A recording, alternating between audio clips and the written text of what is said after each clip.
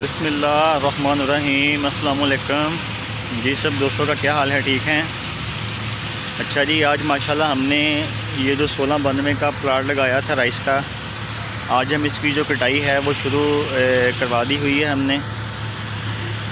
तो अभी हम आपको दिखाएंगे कि इसकी कटाई जो है वो किस तरह से मशीनों के ज़रिए की जाती है। हाइब्रिड राइस के बाद जो कि काफ़ी शदीद गर्मी में आया था और उसमें काफ़ी मसला भी बना था जो राइस होता है उसको बनाने में, खाना वगैरह। लेकिन अल्हम्दुलिल्लाह ये जो 1692 या 1509 और 1847 ये तीनों वैरायटियाँ लगी हुई हैं, इनको मौसम बहुत अच्छा मिला है और माशाल्लाह जो इनका सिट्टा है वो भी भरपूर बना है और दाना बिल्कुल ठीक तरह से इसमें बना है और बहुत सेहतमंद दाना बना है। तो चलें आपको इसका हम विज़िट करवाते हैं जी कटाई के बारे में। अच्छा जी, कटाई के हवाले से अगर हम बात करें तो हमारा ये जो राइस है ये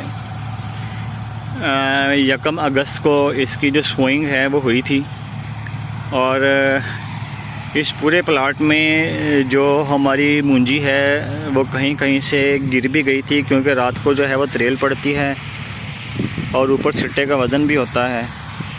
तो उसके लिए हम ये जो बड़ी हार्वेस्टर है ये हम इस्तेमाल कर रहे हैं।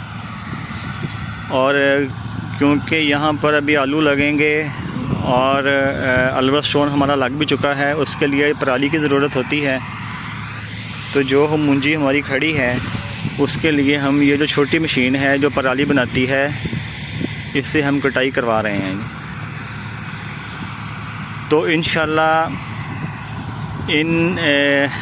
इस प्लाट की जो एवरेज है वो भी आपके साथ शेयर करेंगे। और इस राइस को जो टेम्परेचर है वो क्रॉसिंग के टाइम तकरीबन 37 और 38 के करीब मिला था, जिसकी वजह से इसका जो सिट्टा है वो काफ़ी अच्छा बना है और इसमें कोई ख़ास प्रॉब्लम नहीं हुई।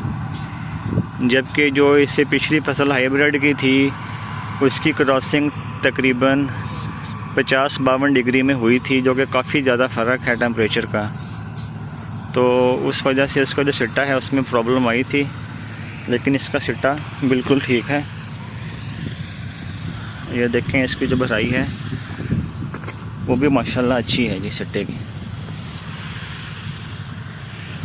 जी तो सब दोस्त अपना बहुत सारा ख्याल रखिएगा जी, दुआओं में याद रखिएगा और हमारे चैनल को सब्सक्राइब ज़रूर कर दीजिएगा।